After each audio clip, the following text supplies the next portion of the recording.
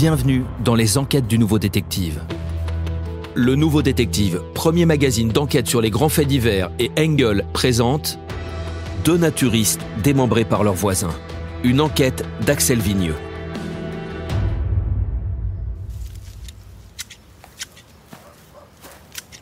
Par cette belle matinée d'août à Redlands, petite ville au sud de la Californie, Daniel Ménard a sorti sa tenue de jardinage.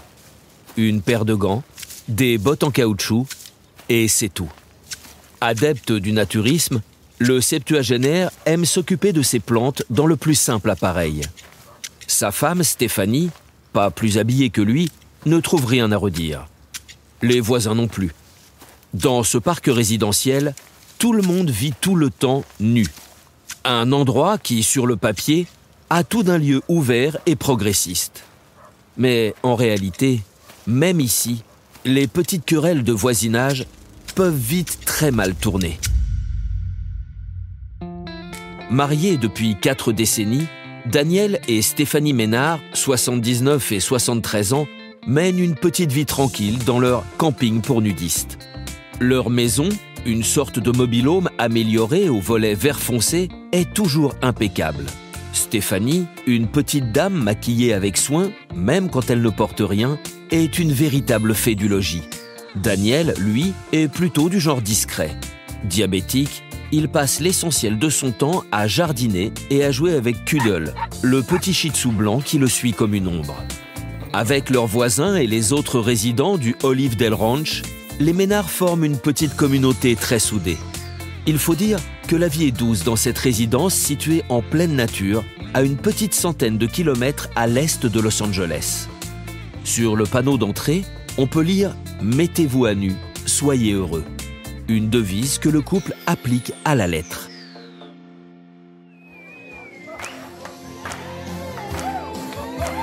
Le couple compte beaucoup d'amis naturistes comme eux, avec qui ils organisent des dîners, des soirées poker et surtout leur fameux rituel du samedi soir, l'immanquable karaoké. Mais justement, le samedi 24 août 2024, Daniel et Stéphanie ne s'y montrent pas. Le lendemain matin, leur voiture est découverte abandonnée non loin de la résidence, les clés sur le contact. Inquiets, leurs amis vont frapper chez eux. La porte est ouverte, mais le bungalow est vide. La lumière, la télévision et l'ordinateur sont allumés. Le sac à main de Stéphanie et les téléphones portables du couple sont posés sur une chaise près de l'entrée. Ils ne seraient tout de même pas partis sans. La police est prévenue. On effectue des recherches autour de l'Olive Dale Ranch. Dans le même temps, les familles des disparus diffusent un appel à témoins sur les réseaux sociaux. Pendant 2 jours, on les cherche partout, à pied, en voiture et même à cheval. En vain, Daniel et Stéphanie se sont comme volatilisés. La dernière fois qu'on les a vus, c'était le samedi matin. Un voisin a aperçu Daniel devant chez lui en train d'élaguer un grand poivrier situé en bordure de sa propriété. Un détail semble-t-il anodin, mais qui va fournir une piste aux policiers.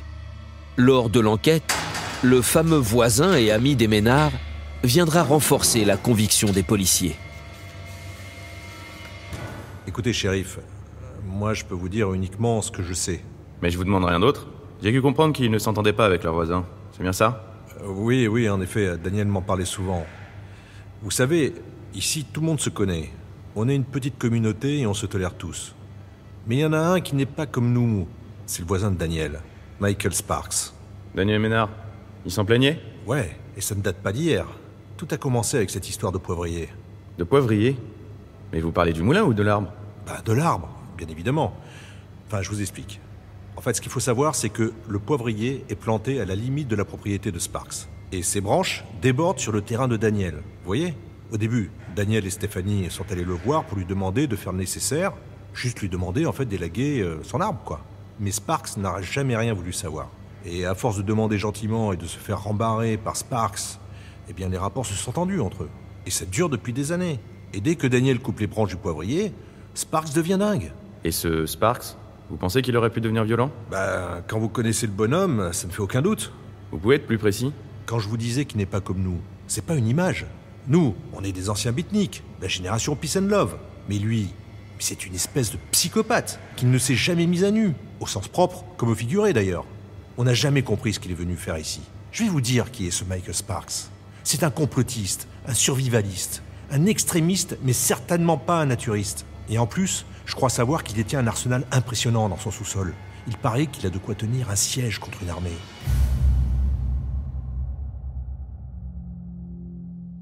L'affaire a-t-elle dégénéré ce samedi matin? Les deux hommes en sont-ils venus aux mains? Voire pire? Les policiers ne tardent pas à prendre l'hypothèse très au sérieux. Ce solitaire ne participe pas aux activités de la communauté et ne fréquente pour ainsi dire personne. À se demander s'il n'a pas choisi de vivre ici juste pour se rincer l'œil. 3 jours après la disparition des Ménard, les enquêteurs décident de l'entendre. Et comme l'énergumène possède un véritable arsenal, c'est le SWAT qui se charge d'aller le cueillir à son domicile. L'opération a lieu le mardi 27 août au matin. 1 coup de sonnette. 2 coups de sonnette. Rien. Comme la porte métallique est épaisse, c'est finalement le mur que les forces spéciales enfoncent d'un coup de blindé. À l'intérieur du bungalow, personne. Enfin, c'est ce que les hommes du SWAT croient d'abord. Mais leur caméra infrarouge leur révèle l'existence d'un autre espace caché sous la maison. En bon survivaliste, Sparks s'est creusé un bunker pour se parer à tous les scénarios de fin du monde. Une sorte de deuxième maison en béton avec des pièces reliées par des tunnels. C'est là qu'il est planqué. Mais il a beau se savoir découvert, il refuse de se rendre. Comme ils ne savent pas par où entrer, le SWAT décide d'ouvrir son propre passage avec un blindé dédié, le fameux TAC-4, un véhicule muni d'un bélier hydraulique. La terrasse du bungalow n'est bientôt plus qu'un vaste cratère.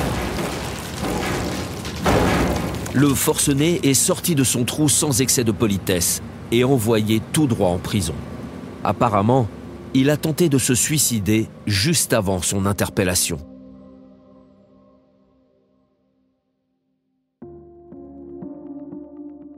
Le lendemain, des policiers sont déployés dans la poussière du bunker écroulé et ne tardent pas à découvrir des morceaux de corps humain sous les gravats.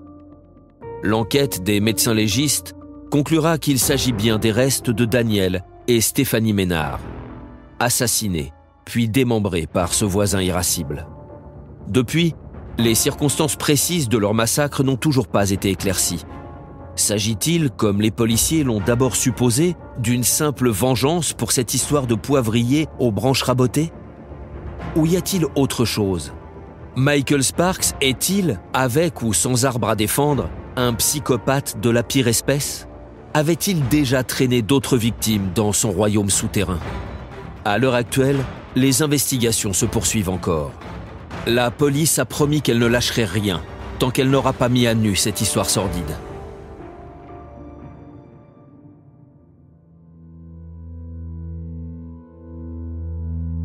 Pour ne rater aucun épisode, abonnez-vous à notre podcast sur votre plateforme d'écoute et retrouvez tous les mercredis nos enquêtes dans le magazine Le Nouveau Détective. Nos podcasts et nos enquêtes sont également disponibles sur lenouveaudétective.com.